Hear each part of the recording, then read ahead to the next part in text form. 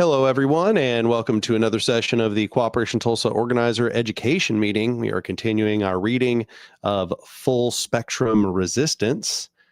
I'm hoping everybody can hear me right now. Hope I got this set up correct.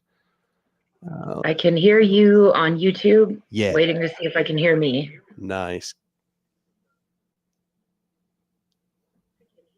Yeah, I can hear myself, unfortunately. Unfortunately, well, better for the stream that way, I'm pretty sure. So let's check and see where we were at when we last stopped. If the militant impulse. Okay, there we go. And then we go here.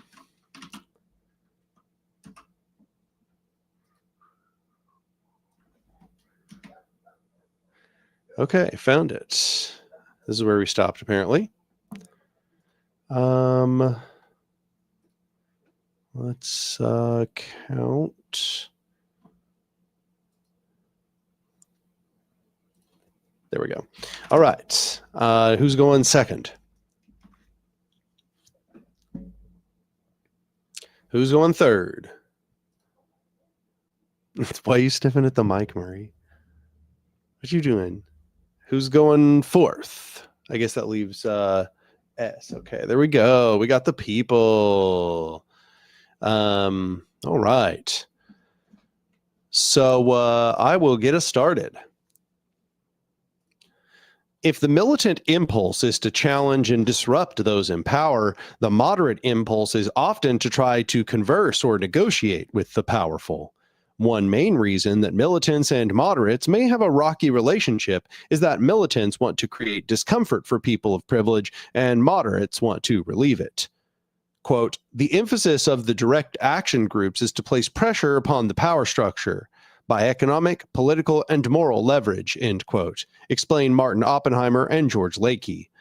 Quote, direct action groups do engage in negotiation, but their efforts are less an attempt to get an agreement within the power structures as to how to deal with the situation, and more toward confronting the whole power structure with a conflict situation with which it must somehow come to terms, end quote. Liberal groups which focus on negotiation can undermine grassroots groups, for example, by taking credit for progress that only happened because of militant grassroots action. The authors of Resource Manual for a Living Revolution explain, quote, direct action groups welcome negotiation and welcome the existence of the traditional intergroup relations organizations, but they are frequently skeptical of the efforts of such groups, because too often their existence has been a cover-up for the impression that something is being done while nothing is really changing. Liberals often see the immediate conflict as the problem to be dealt with, but ignore the underlying power imbalance and root problems. If Black Lives Matter protests in the street, liberals may be more concerned about the possibility of a riot than the centuries of injustice and violence that triggered the protest in the first place. If there is a conflict between police and tree sitters, liberals may see their task as negotiating a way to get the sitters out of the trees, thus removing the immediate cause of the conflict rather than ensuring the survival of the forest. Or if Black freedom riders are at risk of being beaten up by some Klansmen, liberals see their role as being to send those freedom riders safely up north rather than joining him on the Greyhound bus or fighting to put an end to Jim Crow. Liberals will sometimes pat themselves on the back for negotiating the quote-unquote end of a conflict, even when they have undercut a community mobilization and made it even harder to solve the original problem. Radicals see this behavior as short-sighted, arrogant, and even treacherous, and often they are right. Next. Flanking. The use of flanking as a tactic is very old. The culture of ancient Greece was shaped early on by a particular kind of fighter, the hoplite. It was because of the hoplites that new, more democratic cities like Athens were able to defeat the old kings and aristocrats. The hoplites were not mere individuals in duels or skirmishes on the battlefield. They fought as a united group. Each hoplite was armed with a spear in his right hand and a large shield on his left arm. With this shield, he gave shelter partly to himself and partly to the man on his left. Hoplites were organized into a phalanx a rectangular formation which might be 5 or 10 or 20 rows deep and as wide as it needed to be. The row at the front was engaged in direct combat, while those in the rows behind would push forward. Battles were, in part, giant shoving matches. If a fighter at the front fell, it was the job of the person behind him to step forward and take his place to maintain the integrity of the formation. The hoplite phalanx represented no, the hoplite phalanx presented a solid line of shields and spears to the opposing army. From the front, it was very difficult to break through its lines. The hoplite phalanxes in ancient Greece were almost always victorious over non-hoplite fighters, so long as the battle took place on level terrain. Given the strength of the front, it was the sides of the formation that were vulnerable to attack. The soldiers the soldiers that were most exposed, especially those at the right corner of the formation, for they had no shield-bearing comrade to protect them, and so when the hoplites were marching into battle, those at the corner would unconsciously drift to the right, where they felt more sheltered. The whole formation would then drift to the right, exposing the left side to enemy troops. To compensate for this, commanders would put their most experienced soldiers at that front corner. It was their job to hold the line. This was essential. The front of the formation was a solid barrier of shields and spears, but if the left side, the flank, became exposed, it would be easily overwhelmed. The soldiers at that corner were already fully engaged in fighting the enemy in front of them. If they were simultaneously attacked from the side, they would easily be killed. If a formation of hoplites was outflanked, the enemy could move down the entire line like a zipper, killing soldier after soldier. Then the hoplites, in fear, would break ranks and flee. They would drop their shields so that they could run more quickly. This was when the real slaughter began. The unprotected backs of the fleeing hoplites presented an easy target for the winning army. The vanquished troops would quickly be dispatched if they couldn't get away. So it has been with progressive movements in past decades. Large leftist organizations, in living out the radical, no compromise, never give up types, have gotten rid of exactly the people who should have been the fighters on that front corner of the formation. And so those who remain have drifted to the right and left their flank exposed. They have been routed. They are in disarray and on the retreat. Next.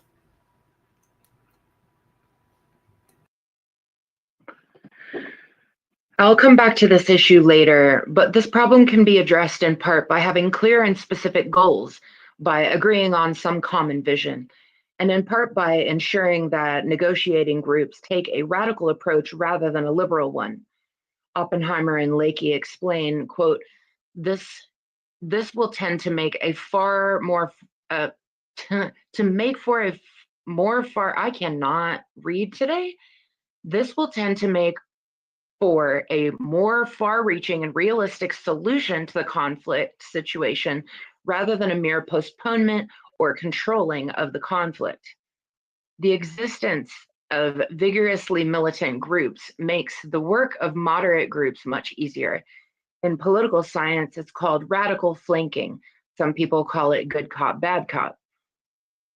There were many examples during the civil rights struggle. That New York Post cartoon was a perfect illustration. The existence of the Deacons for Defense often made life much easier for nonviolent groups, for the NAACP, not just because of physical protection, but because they made the NAACP seem comparatively reasonable. The goal of liberals is often to elect someone to put their desired policy into practice. But historically, major political changes don't happen because sympathetic politicians are elected. They happen because politicians are afraid of the people and of radical social movements. Important political concessions often come from unfriendly politicians when sufficient political force is employed. Ralph Nader argued Nixon did things that horrified conservatives.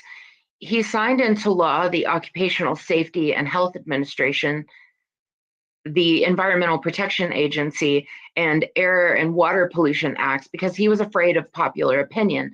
Following the rumble that came out of the 1960s, he was the last Republican president to be afraid of liberals. During the Vietnam War, some defense experts tried to convince President Johnson to drop nuclear bombs on Hanoi and Haiphong, arguing that doing so would save American lives, like the bombing of Hiroshima and Nagasaki supposedly had. Johnson immediately rejected the idea. He did not reject their proposal out of concern for the lives of Vietnamese people, obviously, since Vietnam was daily being napalmed and carpet bombed with conventional explosives. Rather, Johnson turned to the experts and demanded to know, quote, how long will it take 500,000 angry Americans to climb that White House wall out there and lynch their president if he does something like that? So it was during the Great Depression, a time when those in power were increasingly afraid of revolution. Advances that liberals celebrated for decades afterwards, like Roosevelt's New Deal social programs and employment initiatives, only happened because the militant organizing that historian Charles Beard calls, quote, thunder on the left. Similar dynamics were at work in Italy during the 1970s when the government instituted far-reaching social reforms to try to undermine the support base of the guerrilla Red Brigades. The work of the 1980s militant group Direct Action, also known as the Squamish Five, clearly illustrates how militant action can support and invigorate the work of a larger nonviolent movement. Direct Action was formed in 1980 in Vancouver, along with Ann Hansen and Julie Belmas, mentioned in the story of the Women's Fire Brigade. The group included Brent Taylor, Doug Stewart, and Jerry Hanna. They created the group in response to a lack of militant action, as Hansen explains. Within the social context of North America, we didn't think that military actions were more important than legal protest, but considering the virtual vacuum in terms of militancy, we decided this was the area in which we would have the most impact. We were not under any illusions that direct action on its own would spark a massive revolutionary movement, but we hoped that our actions in concert with the protests of the radical movement would contribute to building a stronger revolutionary movement. Even though the size and development of the revolutionary forces in Canada were minuscule at best, we did not think that controversial militant actions would inhibit them. On the contrary, history has shown that the militant actions can be a catalyst for growth in the early phases of a revolutionary movement's development. Next. For their first big action, they targeted a new power line being built to supply electricity for industrial resource extraction on indigenous land and blew up its transformers. Although the group did regular target practice, they chose to attack infrastructure, not human beings. Hansen writes, in our analysis of capitalism, value is only placed on property and money. The only time capitalist leaders really seem to respond is when such attacks threaten the loss of revenue, shares, investments, and wealth. Time and time again, we witness corporations pulling out of regions where their investments were in jeopardy. Based on these observations, we decided to direct our campaign against property. This decision was based more on efficacy than ethics. If a person wants to immobilize a car, they wouldn't damage the rearview mirror or the upholstery. They would ruin the engine, the most expensive and most difficult part of the car to repair. The Vancouver-based cell decided that their next big action would take place in Toronto, Ontario, where Litton Industries was manufacturing guidance systems for cruise missiles. There was a large peace movement in Canada and the United States at the time, but the movement had won few concrete victories. An above-ground campaign against Litton Industries had not stopped the company and appeared to be flagging. For direct action, this appeared to be a good campaign to aid because, as Hansen wrote, it would be more effective to target an issue around which a popular struggle had already mobilized, so people would understand why we had carried out the action. We could enhance the effectiveness of a popular movement by acting in concert with it, rather than in isolation and potentially hindering its development. Direct Action stole explosives from a remote construction site in British Columbia and drove to Ontario with them.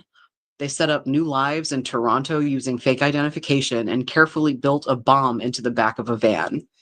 They conducted reconnaissance at the factory and meticulously planned out the action, including multiple steps to warn people at the site to evacuate, a warning phone call about the bomb, a sign on the van reiterating the need to evacuate, and so on. The night they pulled their explosive-filled van into the Lytton Industries site, security was surprisingly lax. They drove the van up out of the parking lot and onto the grass in front of the security tower. Anne told me that she could see the security guards through the windows, sitting in their tower and reading magazines, oblivious. Unfortunately, the bombing did not go as planned because of a series of events that Hansen details in her memoir.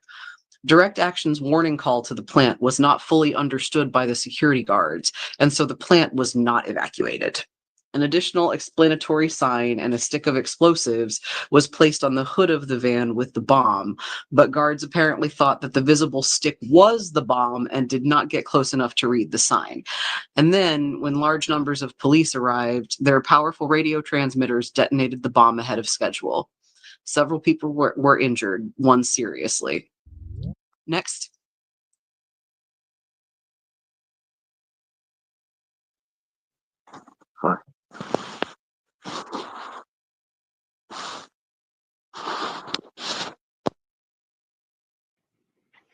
Andrew, Andrew, Logan, everybody that came in late, if y'all want to pick a number to read, now would be the time. I'm just driving back on the highway right now, trying to listen. So. Okay. Gotcha. I just realized it was supposed to be my turn. Okay. Cool. We ended at the two colleagues part. Yes. Okay. Two colleagues of mine were in an above ground group at the time, which was also named, by coincidence, Direct Action. They were deluged by phone calls from the media. My colleague's immediate presumption was that the attack on Lytton Industries had been staged as an attempt to discredit the peace movement. They learned otherwise and would later provide prisoner support to Anne and Brent when they were moved to prisons here in Kingston. Although Direct Action issued an apology once they learned of injuries, many in the peace movement condemned them. Jim Douglas opposed guerrilla groups in general. Quote, I think the process is also contrary to nonviolence. It involves extreme secrecy and not taking responsibility for the action. It's only through a growth and acceptance of responsibility that we're going to stop the war making. End quote. Phil Berrigan tried to keep things in perspective. Quote, however benighted such an attempt might be, it's better than doing nothing against war preparations, especially the nuclear kind. Some protesters will later be seen holding some similarly supportive signs reading, the real terrorists are Lytton Inc. Direct Action expressed regret over the injuries and blamed the problem partly on inadequate reconnaissance of the site.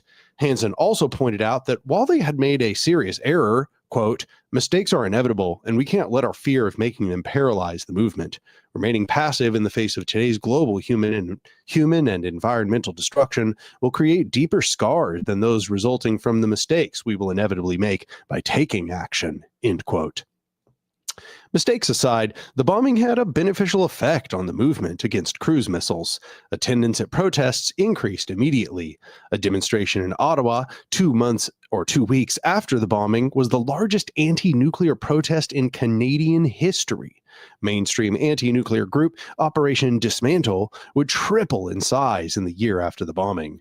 The new enthusiasm and mobilization spawned serious civil disobedience actions at the Lytton Industries site. And critically, Lytton Industries lost a manufacturing contract to build the guidance system for future U.S. cruise missiles. The president of Lytton Industries blamed the protesters and the bombing. Looking back, Hansen believes that the bombing itself was so spectacular that it inevitably alienated some people. Unlike the arsons by the Women's Fire Brigade, it was difficult for regular people to imagine themselves carrying out such a sophisticated and dangerous action. Quote, militant direct action using low-tech forms such as arson and property destruction, with which the average person can identify, is far more likely to be supported than high-tech actions such as those necessitating explosives, robberies, and false identification. End quote. The spectacular nature of the bombing also provoked a massive hunt for the members of direct action. By spending enormous amounts of money and time, and by matching writing in a direct action communique with previous writing in an above-ground zine, the police were eventually able to track and capture the members of direct action. I sat down with Anne and asked her about her experiences and how she felt about the actions that put her in jail for 7 years and on parole for the rest of her life. I don't regret it, she told me. Prison, she explained, is not the worst thing in the world. Quote, it's better than being alone in the suburbs, she said. Next. Quote, of course, there were some major sloppy logistical errors, in particular with the Lytton action. As I've said many times, we shouldn't have placed a bomb in a building where people were working and depend on the authorities following our instructions to secure the safety of those workers. However, as I've also said, mistakes are inevitable in any political campaign, big or small, legal or militant. The more militant the actions, the more serious the repercussions will be for any mistakes. Unquote. She added, quote, there are many political situations in which sabotage of that nature would be appropriate and effective.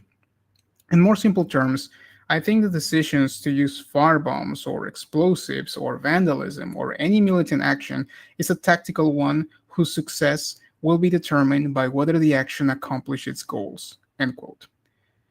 Diversity of tactics. Every movement must make important decisions about both strategy, a board plan for making progress, and tactics, specific actions that advance the overall plan. In the mythology of the liberal left, a movement must stick with one narrow set of tactics, like persuasive nonviolence or protests and lobbying. But the historical reality is that successful movements almost always use a diversity of tactics. The deacons for defense are a perfect example. Lance Hill explains, quote, the deacons did not see their self-defense activities as mutually exclusive of nonviolent tactics and voter registration. Viewing themselves as part of the broader civil rights movement, they did not oppose nonviolent direct action. Indeed, they supported it, employed it as a tactic, and expended most of their energy defending its practitioners. What the deacons opposed was the dogmatic idea that nonviolent direct action precluded self-defense. The deacons evolved a more flexible strategy, similar to the 1930s labor movement, that employed tactics of nonviolence, direct action, symbolic protest, and the judicious use of defensive force. Successful resistance movements make intelligent and pragmatic choices that draw from a whole spectrum of action. Let's explore for a moment what that means. Take a look at this illustration, taxonomy of action. We can start by dividing all action into either acts of commission, things you do, and acts of omission, things you don't do. When we look at these tactics and consider applying them to situations in the modern day, we have to ask, can these tactics be effective for us? Or, to put the question another way, can these tactics maximize our political force and direct that force intelligently? Acts of omission, like strikes, boycotts, or tax refusal, can be very effective if large numbers of people join in. If a strike in an industrial site is going to be effective, nearly all of the workers must participate. The Montgomery bus boycott worked because the entire Black community participated. Margaret Thatcher's attempted poll tax around 1990 had to be abolished because 1/4 of people refused to pay it. Next.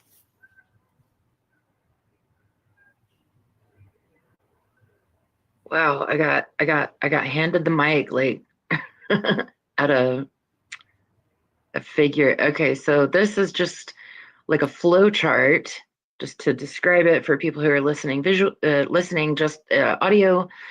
It is a flow chart that is what I could see describing everything we just talked about in this recent section. So at the top, it says taxonomy of action, and then there are there are two ways you can go: acts of omission and acts of commission. So under acts of omission, I actually can't really hold on. Wait, maybe if I close the chat box, okay.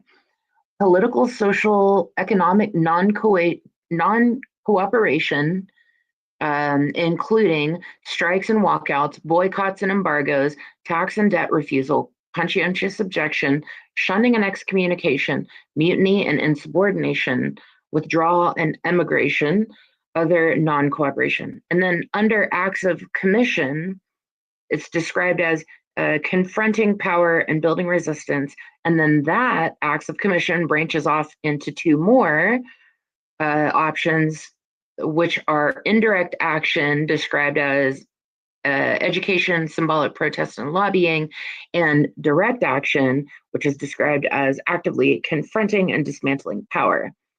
And under both of these, they're both under the same, it says lobbying to power, protests and symbolic acts to public, educating and awareness raising to public, building alternatives, capacity building and supporting resistors, and direct confrontation and conflict. And then there are two arrows going left and right, and the one pointing to the left is more people required for things like lobbying, protests, and symbolic acts, education, raising awareness. And then more risk involved describes direct confrontation and conflict, capacity building, supporting resistors, and building alternatives. Those are the more risks.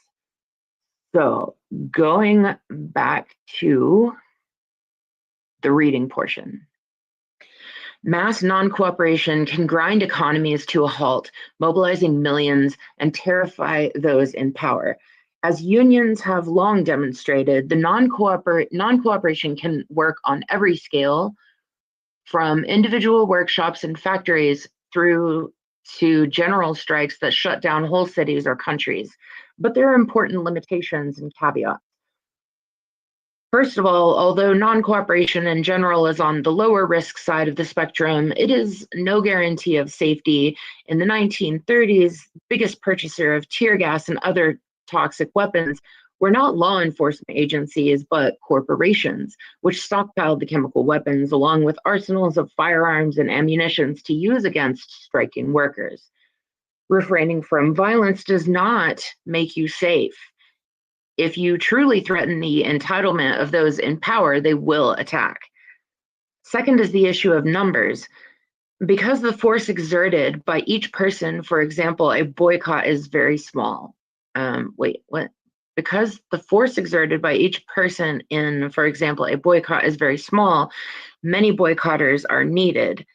Such large operations are most effective once a government is already well established and popular. And because of automation, many acts of omission are less and less effective. There was a time when fielding an army to wage war or destroy a city took the active cooperation of hundreds of thousands of people. Now, entire nuclear arsenals can be launched by a handful of people. The third and most important limitation is that non-cooperation is only effective for people who are already participating in the dominant system and can temporarily or indefinitely withhold their work and cooperation.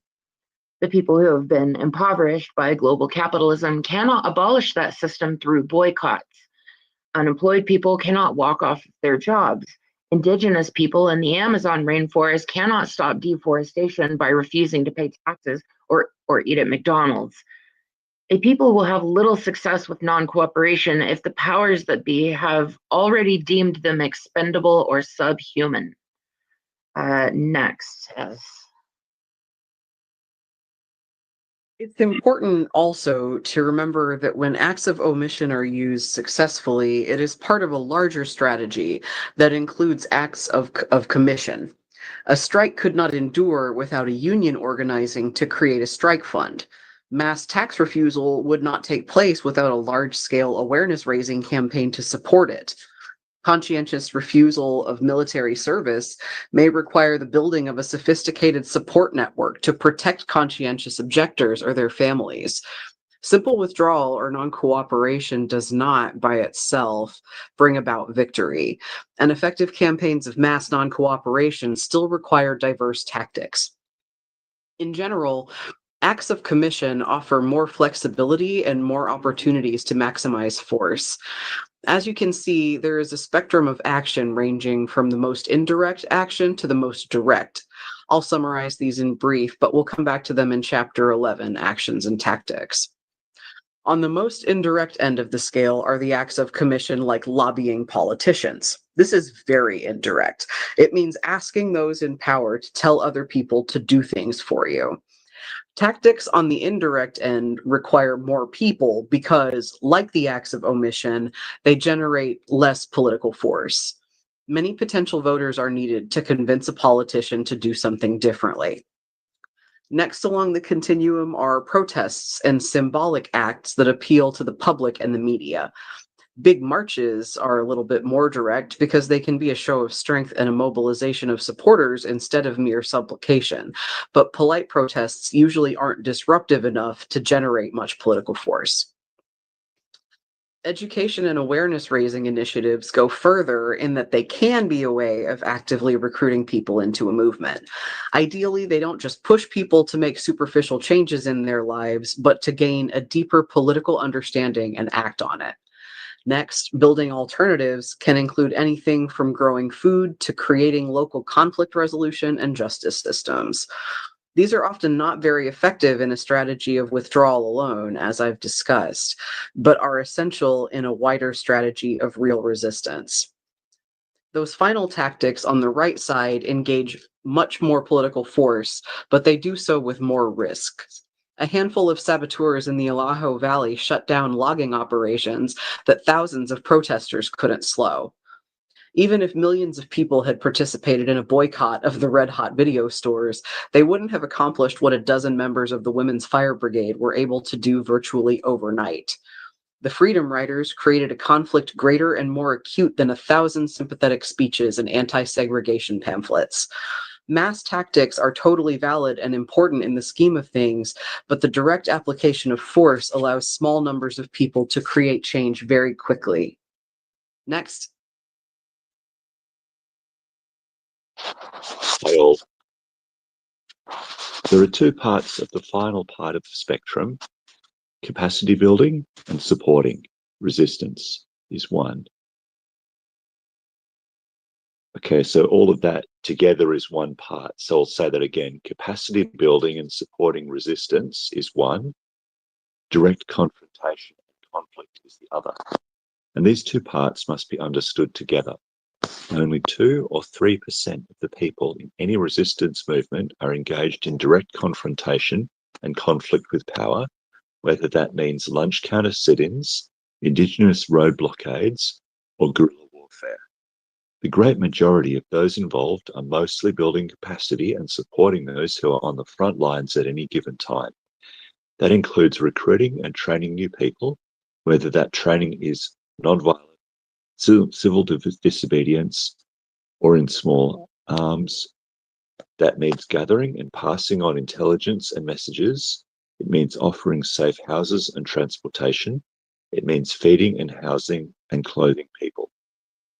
The combatants of the Warsaw Ghetto would never have been able to fight if it weren't for the hidden arms factories, the people, mostly women, who smuggled in guns and food, those willing to shelter them and keep lookout for soldiers.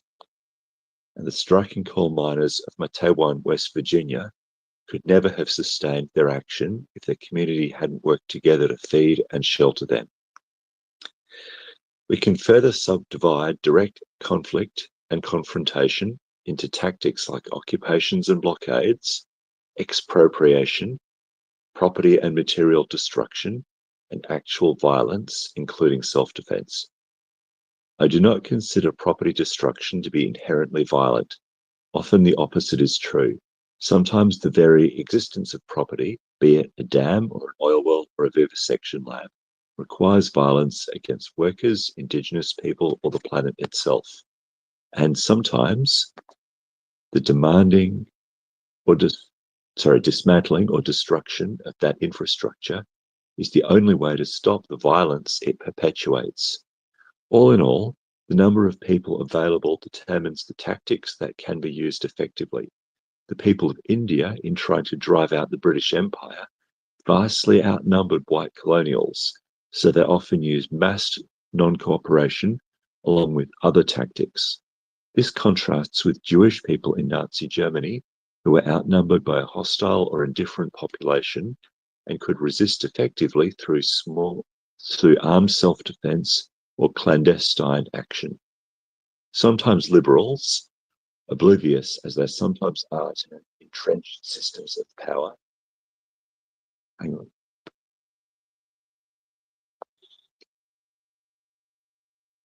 will criticize people like the deacons or the Libyan freedom fighters for, quote, choosing, unquote, violence.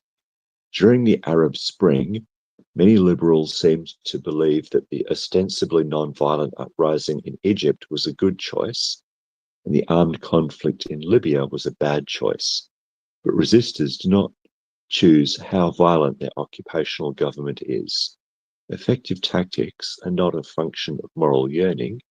They depend on the nature of the oppressive system that must be fought. As Nelson Mandela said, the oppressor determines what tactics must be used to dislodge them.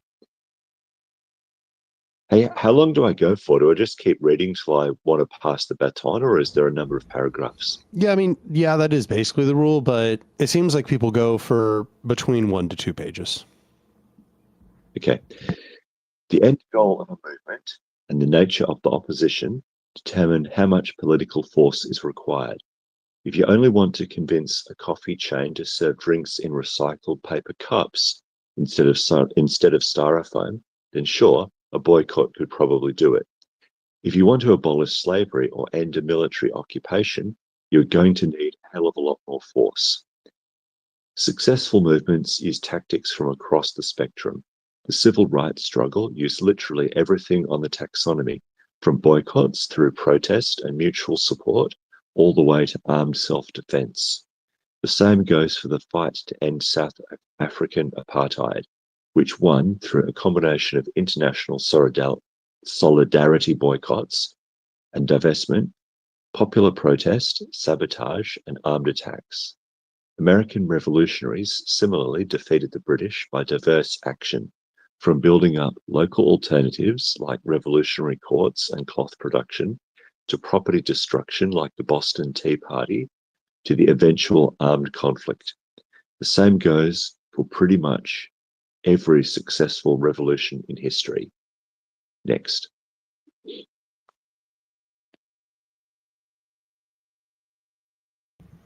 I saw Logan joined. Logan, did you want to go next in the list, or are you just going to listen today? I'll just listen. Okay, my turn then. That said, resistance movements under repressive or totalitarian governments often don't spend as much time or energy on the indirect side of the action spectrum, since they understand that lobbying is pointless and since public protests can make them more vulnerable to repressive violence. Outright revolutionary movements similarly de-emphasize lobbying and symbolic protests because they understand that they are in a war and that they must either destroy the occupiers or be destroyed by them. In other words, serious and established resistance movements often abandon the tactics used most often by the liberal left, and they know that effective disruption can cause those in power to request negotiations, thereby realizing goals of lobbying indirectly. In any case, by using many different and complementary tactics, resistance movements maximize their effectiveness and overcome the limitations that each of the tactics have alone. All that said, there are some genuine and intelligent concerns about the use of a diversity of tactics. Let me give 2 related examples, and then I'll respond to both. In an open letter to the Occupy movement, author and writer Starhawk and some of her colleagues argue that a diversity of tactics lets us off the hook from doing the hard work of debating our positions and coming to agreements about how we want to act together. It becomes a code for anything goes. It makes it impossible for our movements to hold anyone accountable for their actions. Another intelligent concern is laid out by activist and author George Lakey in his essay, Nonviolent Action as the Sword That Heals, challenging Ward Churchill's pacifism as pathology. Lakey and I agree about many things, including the need for militant and serious action. We part ways, however, on diversity of tactics, which he compares to a shoddily constructed house. Diversity of tactics, open to all possibilities, is like trying to build a house without a strategy. A house that includes solar panels, a wood-burning stove, a massive oil furnace, electric baseboard heating, huge windows facing north, asbestos insulation, a jacuzzi in every bedroom, a meditation room dedicated to simplicity, and so on. When we build a house, we do make choices guided by some overall concept. That's what makes sense when building a house or when building a revolutionary movement." End quote. Lakey makes an important and valid point. Tactics can conflict with one another, and we must try to choose complementary tactics within some overall strategy. But those tactics can still be diverse, just as a house can have diverse sources of heat. My house has several large south-facing windows to catch heat from the sun, and a roof overhang to block that sun in summer. It has a wood-burning stove, a few baseboard heaters, and thick straw bale walls for thermal mass and insulation. These are diverse but complementary. But for me, a house is not the best analogy for a movement. A house might be analogous to a particular group or even a particular organization that has to maintain internal consistency, that has to maintain internal consistency. One group can be centrally planned and built, just as a house can, but an entire movement is more like a neighborhood, with many houses each built on their own internal logic. Next. Rather than houses, I think about cultures of resistance as ecologies. Robust ecologies, like healthy cultures, are necessarily diverse. In any ecology, individual organisms must be internally consistent to survive. They must have body parts that match, that are suited to their niche. You might expect to see a single animal with wings, webbed feet, and waterproof feathers, and a sensitive, probing bill, such as a duck. It would make sense for a land predator to have camouflaging fur, keen eyes, sharp teeth, and strong, fast legs, like a wolf. It would be consistent for a grazing animal to have a complex fermenting digestive tract, grinding teeth, and a tendency to travel in large herds for company and mutual protection, like a buffalo. It would not make sense for an animal to have sharp predator's teeth, webbed feet on stubby little legs, and a large fermenting gut. Those are not complementary features. An animal with that combination of body parts probably won't last long. You would not expect to see those features on the same animal. You would, however, expect to see them in the same ecology. A duck, a wolf, and a buffalo could all inhabit the same landscape. The beauty and functionality of an ecology come from the great diversity that it encompasses. In the same way, a particular resistance group should be internally consistent. Every aspect of a resistance group, from decision-making to structure to tactics to recruitment methods, flows from the ultimate goals and strategy of that group. A group should be consistent internally, but that doesn't mean it should be the same as all other groups in a movement. It makes perfect sense for a movement to include both large, moderate organizations and clandestine militias as direct action organized in a broader peace movement. I'll come back to the details of this in Chapter 5, Groups and Organizations. In any case, part of what both Starhawk and Lakey are complaining about when they criticize a diversity of tactics is really a lack of clear strategy. And that is a concern I share wholeheartedly. A diversity of tactics is not suitable for good strategy. It is, however, a way to keep groups from attacking each other, to keep that resistance ecology harmonious as strategy is developed. If you refuse a diversity of tactics, however, and choose a quote-unquote tactical monoculture, then you are making a strategic choice. And if you want a tactic to be acceptable to everyone in the movement, then you're left with the lowest common denominator. You are left with the status quo, or worse, because you're never going to get everyone sympathetic to your cause to agree on anything more than sternly worded protest signs. If diversity of tactics is really code for anything goes, then a tactical monoculture means nothing changes. I agree that actions undertaken in a diversity of tactics sometimes don't accomplish much. I have seen plenty of window smashing at protests that didn't amount to much actual disruption. Usually these windows are easily and quickly replaced. I've also seen corporate stores shut down and boarded up in advance of diversity of tactics type protests, and financial districts grind to a halt. I've seen news reports of entire cities economically shut down in Greece because of property destruction at anti austerity protests. Next.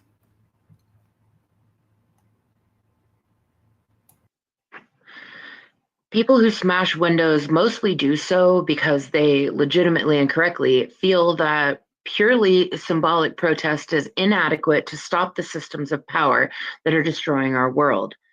They strike out at the easiest and most convenient targets, even when they aren't very important. And if they had more organization or capacity, they would presumably go after the more important targets. There are principles for good target selection, see Chapter 11. The problem is that most people don't talk about the more important targets, so many people are afraid to talk about tactics beyond symbolic protest, even in theoretical terms. They speak in hushed voices with euphemisms and allusions, and I don't mean for reasons of security culture, which I'll come back to in Chapter 6. A refusal to talk about serious direct action, especially with young people, is the activist equivalent of abstinence-only sex education. Quote, ladies simply don't ask questions about those things, young woman, end quote. Abstinence-only sex education does not prevent pregnancy or disease, quite the opposite, nor does an aloof pacifist-only monologue of change help, what? Nor does an aloof pacifist-only monologue of change help social movements make good decisions or, in the long term, reduce violence. People need information about how resistance movements really work. Even if those dialogues are sometimes scary or uncomfortable, they do not need sanitized and phony versions of history that exclude uncomfortable parts like property destruction or armed self-defense. If people are not taught about their cultural history, if they do not get the information they need, then of course they're going to end up in bad situations. And of course, they will repeat the same mistakes that many others have made, and our movements will pay the price. As Lance Hill wrote, a dogmatic refusal to consider other tactics, quote, ultimately delivered to young people into the hands of street violence, end quote, because there was no organized alternative until more developed organizations arose. Sure, people using a variety of tactics will sometimes make mistakes, but it goes both ways. Inappropriate tactics aren't always the spectacular high-risk ones. I can't think of a serious movement that was derailed by property destruction. To the contrary, I can think of many movements that were invigorated by such escalation, like the Canadian anti-cruise missile movement, even when it wasn't decisive. There are definitely movements that escalated conflicts in unstrategic ways, trying to gain and hold territory when they aren't ready, for example. But bad strategy is not unique to militant movements. Plenty of liberal campaigns make bad strategic choices. It's just harder to notice because they were less likely to win anything in the first place. Damn. On the other hand, I can think of many resistance movements that were derailed or marginalized because they shied away from disruption to become lobbyists, because they negotiated too early or too easily, or because they were co-opted by those in power. Though militant groups like the Weather Underground or Red Army faction may become isolated from the movements that spawned them, their actions, even reckless ones, rarely destroy that movement. Liberal co-option and capitulation, in contrast, has undermined and destroyed many a movement. Next. Oh, well, I guess I got two more, and then it's a whole new section. I'll just finish this out. It's often the most marginalized communities that are fighting back the hardest and who understand from hard experience that merely lobbying and pleading aren't going to get them anywhere. I've witnessed on more than one occasion white pacifists come into indigenous circles and try to lecture them about pacifism. This insistence on a tactical monoculture is not inclusive, quite the opposite. It is divisive, and it is divisive in that it often excludes the people who are already marginalized and ready to fight. Of course, lobbying and negotiation is never what the people want to get rid of when they talk about refusing a diversity of tactics, because it is the lowest common denominator. But that doesn't mean it isn't harmful, and that's the subject of our next section. Next. Disruption and poor people's movements. We can learn a lot about the dynamics between militants and moderates by reading Francis Fox Piven and Richard Cloward's landmark book, Poor People's Movements: Why They Succeed, How They Fail. In this book, Piven and Cloward examine a series of historical struggles to determine how poor people, and by extension other groups with little political status or leverage, actually achieve material gains. Their central conclusion is that disruption and defiance is the critical factor in gaining ground and forcing concessions from those in power. Piven and Cloward argue that attempts to build politically acceptable and formal mass organizations often backfire because they quash the unruly and militant action that is needed to disrupt business as usual. The more important point is that by endeavoring to do what they cannot do, organizers fail to do what they can do. During those brief periods in which people are roused to indignation, when they are prepared to defy the authorities to whom they ordinarily defer, during those brief moments when lower class groups exert some force against the state, those who call themselves leaders do not usually escalate the momentum of the people's protests. They do not because they are preoccupied with trying to build and sustain embryonic formal organizations in the sure conviction that these organizations will enlarge and become powerful. In their case studies, they add, organizers not only failed to seize the opportunity presented by the rise of unrest, they typically acted in ways that blunted or curbed the disruptive force which lower class people were sometimes able to mobilize. Their analysis of the anti-poverty and labor movements during the Depression illustrate many of the points I'm trying to make here. Despite the attempts of the capitalist class to increase exploitation during the Depression, a crisis they triggered through their own greed, resistance organizers were able to fight back and achieve material gains. Such resistors were directly responsible for preventing or reversing thousands of evictions and won relief payments for thousands upon tens of thousands of families. They won better wages and hours for workers, and they directly ensured that many of those worst affected by the Depression had access to food, housing, and utilities. These successes came because of their willingness to use a diversity of tactics. There were symbolic protests, yes, but there was also mass food looting events by hungry people. There were rent riots in which crowds of people would converge on an evicted family and reinstall them and their belongings into their home.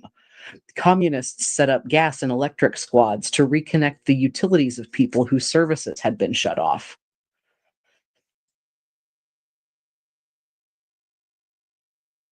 Storm and occupy relief offices, often issuing commands, until people were given the services they needed to survive. These tactics were often successful for particular families and even larger groups.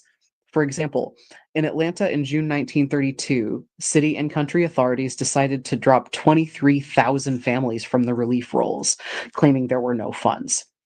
To maintain a degree of order in the face of this decision, local authorities proceeded to arrest hundreds of farm workers who had come to Atlanta in search of work on charges of vagrancy in order to send them back to the countryside. But when 1,000 of the unemployed rallied at the courthouse, the order to cut the families was rescinded and additional money was appropriated for relief. On a local level, these successes were self-sustaining. The ability of the local groups to attract followers had depended on their concrete victories in the relief centers, end quote. And so groups that had won victories could attract more supporters and go on to be more successful. It was a kind of evolution, selecting for more effective grassroots groups. Next.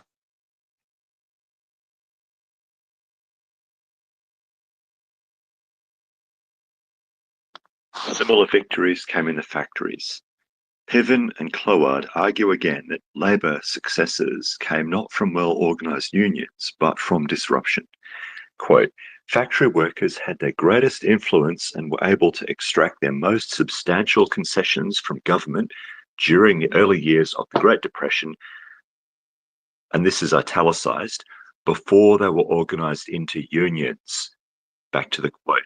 Their power was not rooted in organisation, but in their capacity to disrupt the economy, end quote. Piven and Cloward add, your the voice workers got paid really heavily quiet for right their there. defiance. Your voice got Sorry, really what's that? quiet right there. I couldn't hear that last part. Do you want to repeat that last sentence? Yeah, sure. Their power was not rooted in organisation, but in their capacity to disrupt the economy, end quote. Piven and Cloward add, quote, the workers paid heavily for their defiance, in thousands arrested, hundreds injured, and many killed.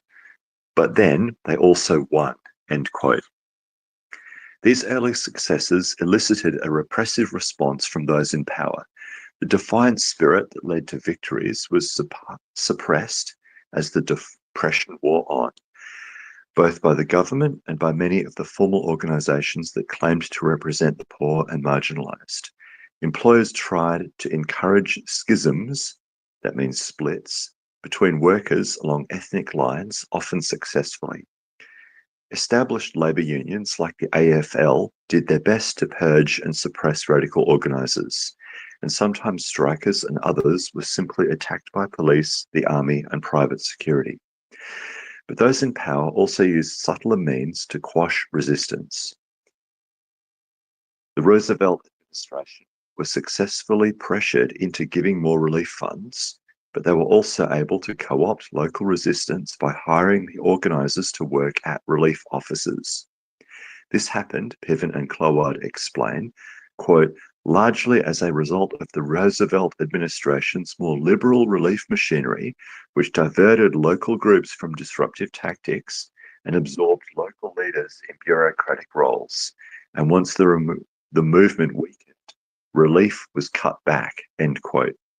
Simultaneously, the relief system was changed to make it less vulnerable to grassroots pressure. Formalized grievance processes were set up to try to discourage the militant delegations and office occupations. Chicago created a single grievance office, and national liberal organizations, in conjunction with co-opted local leaders, diverted community anger into a bureaucratic sinkhole.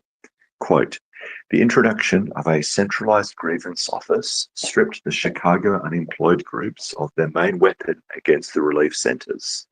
As a result, their membership declined and internal dissension among the groups increased, end quote.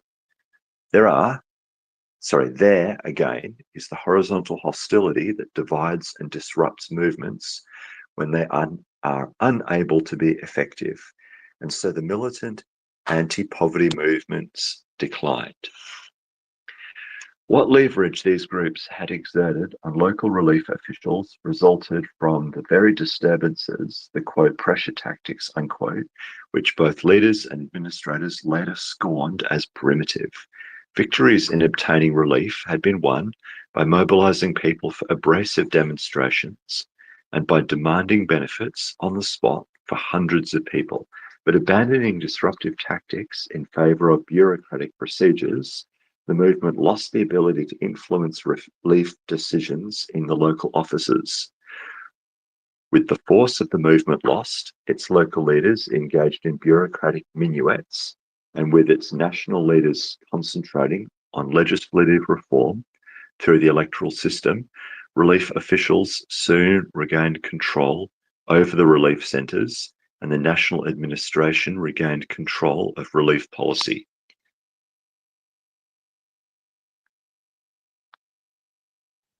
Daniel? Yeah, we're actually at a discussion time now. Oh, cool. I have some thoughts. Do you want me to say those? Oh, somehow I was talking into a muted mic for a solid minute there. Yeah, I know that's a great place for us to end the reading portion and move into the discussion portion. And yeah, no, I mean, all I was going to say was I just wanted to open the floor to discussion. If you immediately have some thoughts, please go ahead.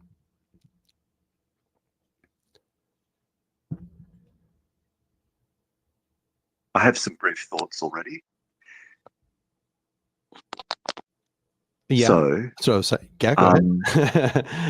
I was thinking that my opinion is that a lot of the leverage that protest movements and such have against systems of power, be they corporations or governments, is one of embarrassment, right? I think that pushing these systems of power by embarrassing them is one of the few things you can actually do to get them to change their behavior. But the second half of my point is that when you embarrass somebody, you risk a lot of pushback, which means, like we were talking about in the examples, where there was protest movements where people imprisoned, injured, or killed by the systems of power, but then they won. That's because the systems of power only have a certain capacity to resist a mass movement that makes them look bad, and eventually they cave if the movement is persistent enough. So that's my thought. Yeah, I think this whole section on diversity of tactics is very interesting. I remember when I was reading through the first time here, and I was at this part, I was like, this is so vague. I mean, I'd like you to give us some sort of guidance as to what kinds of tactics to use in what sorts of situations. But he definitely goes on to do that. No worries. We're about a quarter or maybe a third through the first volume, so he definitely has time to talk about, the coming methods. I was stuck, or I mean, I remember there was something I wanted to mention. It was back. I think it was that, let's see here in the diagram. Where's the diagram? We'll get there. Okay. Taxonomy of action. I think there's a lot in this diagram to discuss. But one thing I wanted to point out, there was Cooperation Tulsa is oriented here in the middle, the education and awareness raising, building alternatives, but also capacity building and supporting resistors. So we're doing kind of like 3 different tasks here. And we have a lean towards direct action, which makes sense. But we also have, education and awareness raising here is qualified as being, to the left of the middle towards indirect action. So Cooperation Tulsa does a little bit of indirect action and a little bit of direct action with a tendency towards direct action. And I thought that was interesting. I also thought, with that in mind, given what we just said about how we're mostly focused around building alternatives, I just wanted to find the part that he gave his opinions about building alternatives. Let's see here. Trying to find the spot.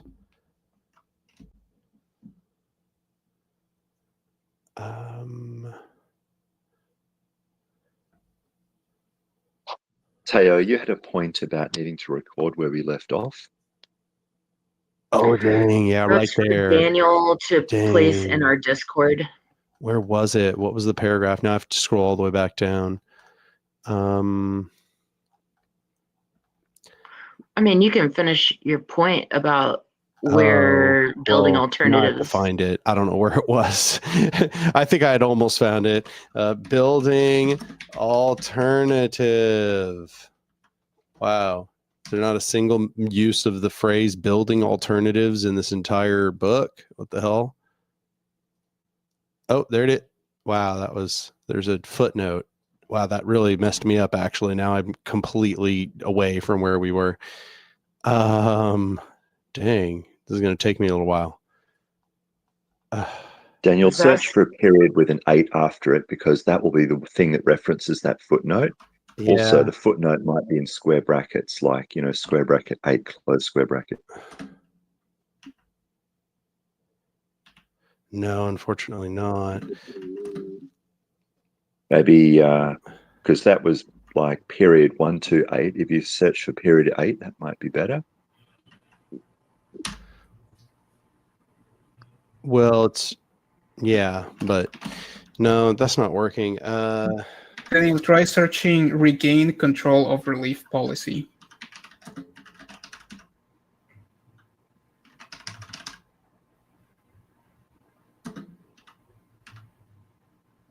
So that's where we ended. Yeah. Let's see here. Okay, that's where we ended. That needs to be recorded. So let's go here. Boom. Okay. Now let's see if I can find where the mention of building alternatives was.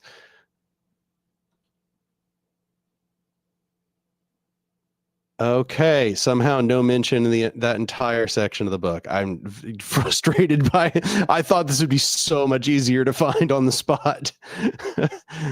Oh my god. well, what are your thoughts around it without the quote? Well, I don't I really wanted to just talk about his exact words. So like I guess I'll just, anybody else got any thoughts? I'll just be looking for it while somebody else says something. Yeah, I really like his, I'm a real big fan of nuance, and I really like his, what seems to be his seeking for nuance between the polar opposites of like anything goes and, my way or the highway kind of tactics, which is, that's always been my opinion, that like, yeah, we do need a diversity of tactics, but like not just literally anything. I mean, obviously that's just my opinion, and it's an educated opinion, but I'm not somebody who like has or wants to control how people resist. And the best thing that we can do is to do public education like this, like the organizer education group, to kind of educate people on what does work. I think it's better to focus on what does work as the primary importance, and also kind of inform them of the historical examples of things that have not worked and why they don't work. But yeah, I like the nuanced approach, and also I like the defining of what direct action is, because I know a lot of people think direct action is conflict, like direct conflict, which that's just one form of it, and I think people don't really think about the alternatives to that, which he mentions. I don't remember the name of the guy, basically saying this, that the direct conflict is the only thing that is going to work, and I just don't agree, but I do agree with McBay's assessment of that.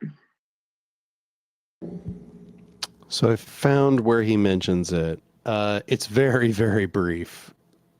He mentions education and awareness raising, but then he says building alternatives can include anything from growing food to creating local conflict resolution and justice systems.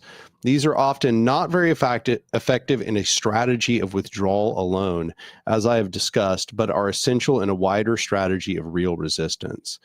So I find that interesting. That's essentially what I was trying to bring back up again, was him just basically saying, like, if all you're doing is growing food, that's not nearly enough.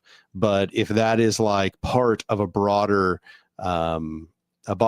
strategy, or as part of a network of people that are carrying out the diversity of tactics, then it is crucial. I am delighted at how many people have finally come around to seeing why Cooperation Tulsa has started, growing food. And that is only one of many, many fronts of Cooperation Tulsa. But I'm absolutely delighted to see so many people starting to come around and realize, like, oh shit, we need to start growing food. But yeah, I don't think that alone could really do much of anything. Really liked that the table with, you know, specifically breaking it down into acts of omission and acts of commission. And I liked that. I feel like our historical model of what resistance to specifically like this iteration of you know, high level government fascism that we're dealing with, you know, the mental model of how to do that is kind of like, you know, the people that worked in the munitions factories who would do little things, or people that would misdeliver messages or something like that. And I really like that he brought up that things function differently now because so many huge actions happen because 3 buttons get pushed, and you know, like there's 1 or 2 people that are involved in that. And I like that that kind of challenges you know, what you know, our ideas of what acts of omission you know, should be right now. Yeah, I think a lot of people look to the past of, you know, what was effective in the past, and they want to emulate that without any analysis of whether the conditions still exist that would make that an effective action. And it's like, yeah, that we can definitely recreate a lot of things, but if you're not examining whether or not, you know, notes are no longer hand carried to, you know, the boss or whoever's in charge, then, you know, those reenactments are really going to fail. And I think it just requires analysis of whether or not those are the same conditions. That's all. Yeah, that's something I was thinking before, is that context really matters. Like,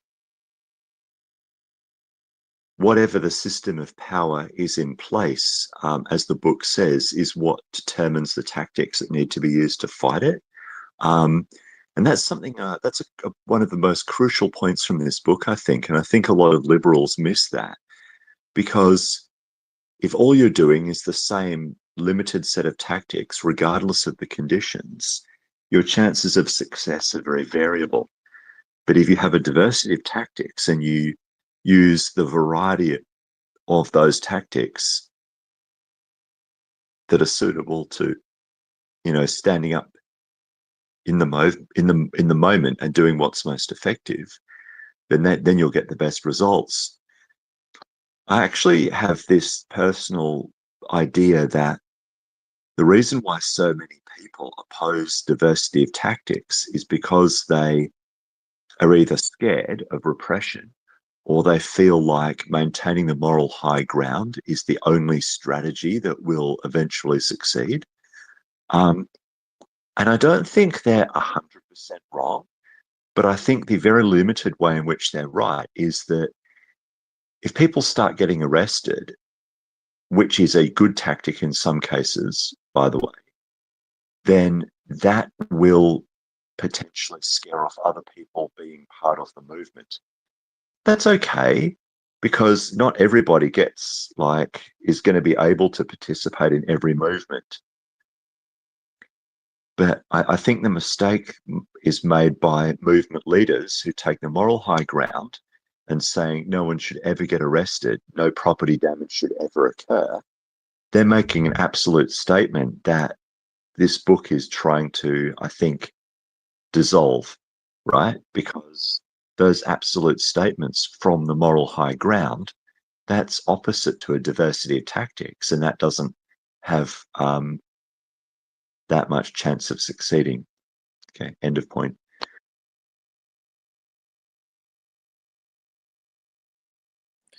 Yeah, I think it's interesting when you talk about like trying to embarrass, you know, these leaders, or, you know, appeal, you know, trying to maintain some sort of moral superiority to them, because I don't think they value either one of those things. Embarrassment comes and goes for them, and they go away for a while, and they, put out some PR or do some band-aid, charity work or something like that, and they get to come back. So yeah, I would say that, like, meeting them at their level, like what he's talking about, where if something is so destructive to the environment or so destructive in terms of war, it's like they're not they're not even trying to approach the question in terms of any sort of morality at all. So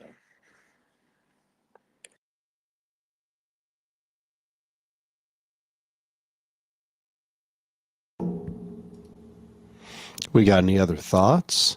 I have the excuse me. I have the taxonomy of action up on the screen. If it gives anybody ideas about some thoughts. I have a question. What do you guys think about the whole phalanx strategy that he talks about, the whole flanking analogy that he tries to make? I think the point is sort of like to have radical movements and not so radical movements working together, so that the radical movements really push, and then the not so radical movements don't look that bad, and they can make like progress on their way. But I don't know if I understood that correctly. Yeah, that's the analogy that he was making, and I fully agree. Like, for one, if you're going to engage in direct conflict, I think that those military formations are always good to study, but also as an analogy for diversity of tactics, I do agree. But also my train of thought totally just derailed. Sorry. No worry. I was thinking about momentum and how a diversity of tactics can contribute to that. One of the things that I've started to see with the No Kings protests in the US is that people showing up for a march often meet so many people there, which they can then have further conversations and learn about other tactics they can use, which is great because that helps build momentum in the movement. Because I think ultimately what movements want in terms of momentum is that people who join the movement find somewhere they can be effective. And if where they start isn't suitable for them, or they're just not interested, you want to try and move them over to somewhere they can be effective and retain interest and commitment to the movement.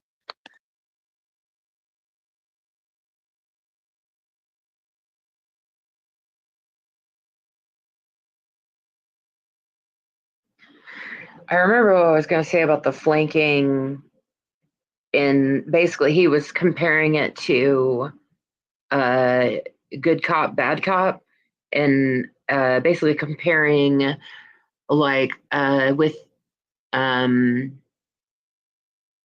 like within the civil rights movement, like the more scary, like kind of threats of violence and violent self-defense versus, I mean, okay, so Malcolm X versus Martin Luther King, we bring this up very regularly in the discussion of this book, in that neither of them would have been quite as effective alone, and that having one that's like, okay, we are asking politely and kindly and peacefully, and we're using nice words, and if you don't like that request, we also have Malcolm X over here who will be making a more firm demand.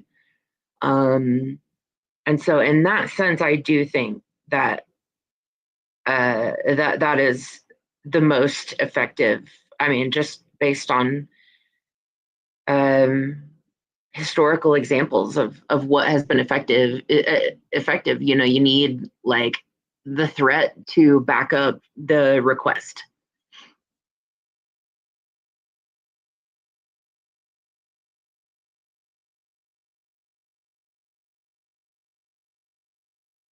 Yeah, that's actually something that I think is often missing from the conversation about a sort of pacifistic tactics is that almost every example, if not literally every example of non-violent tactics that have ever been used, they've been used alongside a radical flank. So like everywhere where that's ever worked, there was also a radical flank. So it's hard to it's hard to just take it seriously as just that it's, you know, nonviolence versus violent tactics or whatever. It's they look like they need to coexist to be successful. Yeah, even examples of like violent overthrows generally had some kind of a non-violent portion alongside it. The only example I can think of to the contrary are like just like out and out militant, you know, conflicts. But if it's a resistance movement, there's always a non-violent and a violent portion of it.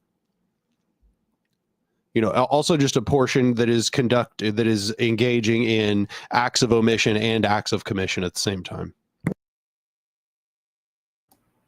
I guess the most difficult part of all of that would be that delicate coexistence between those two groups, right? Because I guess that can be broken, no? I guess.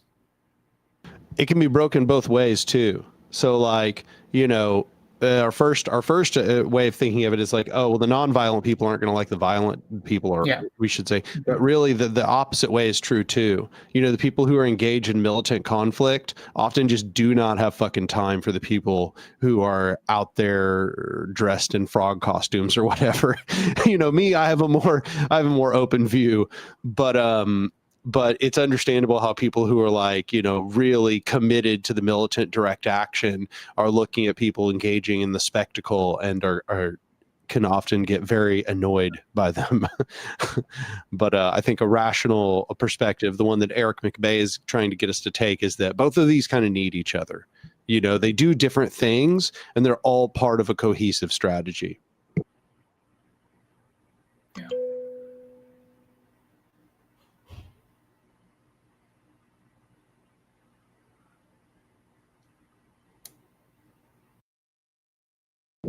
Anybody else have any thoughts either on that or anything else we discussed? We got about 6 minutes left, so this is, you know, coming up to closing comments here. Well, maybe you should take the time to talk about how any of the donations that happened during our during this live reading goes to support Cooperation Tulsa and specifically Flat Rock Community Gardens. Right. And that we would absolutely love to have more donors to our open collective to help compensate for how much loss there has been during this economic crash. Yeah, everything that Theo just said, that's all accurate and good. I'm going to put the link to our open collective there in the chat. Anybody who has money to spare, please go to that link. Become a recurring donor to Cooperation Tulsa. That goes straight into funding our food sovereignty project and to doing everything we do. You know, like right now, we also need a computer for Theo to be able to do more video editing stuff. Theo could do even more stuff for Cooperation Tulsa, getting our content out there. But we need donors so that we can afford such a thing while also affording all the stuff we need to attempt to create food sovereignty there in North Tulsa. Anybody who donates to the Anark stream during these little bits, I'll just donate that straight to Cooperation Tulsa. Also just you drop the link in our chat as well. Oh, sure. Yeah. Like in the Jitsi. Yeah, there you go. There's the open collective. Boom. Also, just a reminder for anybody who is a subscriber to the Anark Patreon, I give a portion of my Patreon income to Cooperation Tulsa every month. You know, I guess I'm tithing to Cooperation Tulsa. But yeah, no, I give a portion of my Patreon money to Cooperation Tulsa. So if you want to support me and Cooperation Tulsa at the same time, then you can do it that way. There are a variety of ways, that you can help Cooperation Tulsa out. And I appreciate everybody showing up to these live streams. Our intention here is just to create really a full reading of full spectrum resistance, along with some good discussion in between. We'll also be moving on to volume 2 afterwards. We only have about 2 minutes left. Theo, you want to talk about popular education happening on alternating Mondays? Yeah, I could talk about popular education, which is the one that I lead, which is a more intro level, and they're always each one is a one-off. I show video and video essays that are of more introductory topics, and then we have a discussion portion. And those are on all the alternating Mondays. If you follow our social media accounts for Cooperation Tulsa, I'm the social media manager there. So if you want to join in the popular education group, I always post links to that on the Mondays that I'm doing it, or you can just DM the social media accounts, Instagram, Twitter, Facebook, any of those places where we exist, and I can get you that link. And also, you can check out all of our progress with the Flat Rock Community Garden. We are in the process of planting more trees, another, 30? 20, but we Another 20, but then also Jordan is going to give us some more trees, and it's all fruit trees, and including some native tropical fruit trees that we are planning to turn that into a food forest. We got a total of almost 60 now. I don't think there are 60 alive, but we've planted like somewhere around 50 this year. We will find out in the spring. We will know exactly how many we lost to attrition, but we planted 30, 32 or something at the beginning of the year, and we're planting another 20 now. And then once the soberry trees go dormant, we'll plant those if we can do that before the first freeze. But anyway, if you go to our social media, you can check out what our progress is on that, and you can also check the link tree for information about how you can help us continue with that and our other projects that we have going. And get on board with the popular education. All right. Well, it sounds like a good place for us to end for the evening. I appreciate everybody showing up, both here to the reading group and those who showed up in the live stream. That's it. I'll see y'all next time. Thank you. Bye. Bye.